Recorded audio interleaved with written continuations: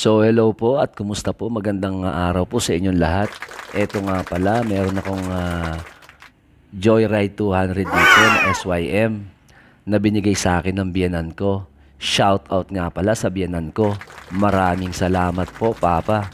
Thank you po sa motor. So eto na nga, binaklas ko na siya. Kasi ang sabi nga nag-o-overheat daw tong Joyride 200 na to. Kaya naman na ano pang iniintay ko? Di syempre, binaklas ko na agad at syempre nilinis ko na agad siya dahil nga napakadupak. At syempre tatanong nyo kung bakit ko binaklas. Ayan o, napakadumi nga kasi kaya naisipan ko na rin siyang linisin pa. Hindi na ako nagpatumpik-tumpik pa. Siya nga pala ang problema nito is nag-o-overheat daw. Kaya naman ang ginawa ko talaga namang hindi na ako nagpatumpik-tumpik at binuksan ko na agad. Siya nga pala, ito yung U-box niya. Grabe, ang laki. Sarap lagyan ng maraming sunmig light. Then lalagyan mo ng ice. At ito nga pala, bumili ako ng rectifier, Liwa. Full wave. Kaya lang, mali ang dumating. 5 pin lang. 6 pin pala ang rectifier nito. Ito nga pala yung rectifier niya, ang laki. Umiinit siya pag umaandar. Yung init niya, sobrang init. Grabe, nakakapaso. Ang init-init, kasing init ng ulo ng misis mo kapag hindi mo sinama sa ride mo. At ikaw lang mag-isa ang nag-ride. So yan, mga ka-joyride, mga ka-setup, at mga ka-conversion. Siya nga pala, yung pyesa nito ay in-order ko nga lang pala sa Lazada. Kasi nung nagpunta ako sa SYM, nagtanong ako ng head gasket at nagtanong ako ng rectifier. Grabe, napakamahal. Hindi kaya sa budget. Grabe ang pyesa nitong motor na to. Ang mahal-mahal. Buti pa yung pyesa ng motor. Ang mahal. Samantalang sa'yo, walang nagmamahal. Anyway, so yun na nga, nilagay natin ng voltmeter para makita natin yung baterya kung nagcha-charge.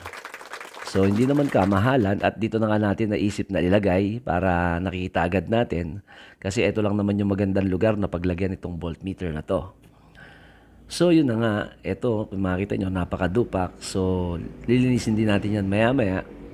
At sana suportahan nyo ko at subaybayan nyo ang mga video ko hanggang sa mabuo at ang mga pupuntahan namin kasama ang motor kong ito.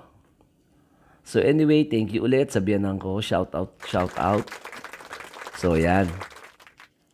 Nag-aantay lang tayo ng delivery galing kay Lazada.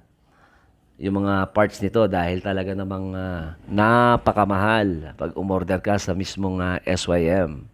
So kaya naman si Lazada, baka naman. Anyway, kung itatanong nyo kung magkano ang pyesa na nabili ko kay si Lazada, syempre, swak na swak sa budget. Kayang-kaya nyo rin. So, kayong mga ka-SYM dyan, na 200 Joyride, standby lang kayo para malaman nyo kung ano yung i-convert at kasukat ng pyesa nito. So, kung makikita nyo, nakabaklas pa siya pero sooner or later and hopefully, mabubuo rin siya. Kaya naman, humingi ako ng suporta nyo nang sa ganon makita nyo rin at magkaroon din kayo ng idea kung ano pa yung mga kaganapan at mga kasukat ng pyesa ng Joyride 200. Kita nyo naman, di ba? Ang laki-laki niyan. Anyway, mas malaki siya sa NMAX. At napakalapad ng upuan, napakakomportabling upuan. So sana, mabuo na siya para maitakbo natin ng marilaki. Na-excite na akong mabuo to. Anyway, hanggang dito na lang, hanggang sa muli. At abangan nyo ang susunod kong video hanggang sa mabuo. Maraming salamat. Bye-bye!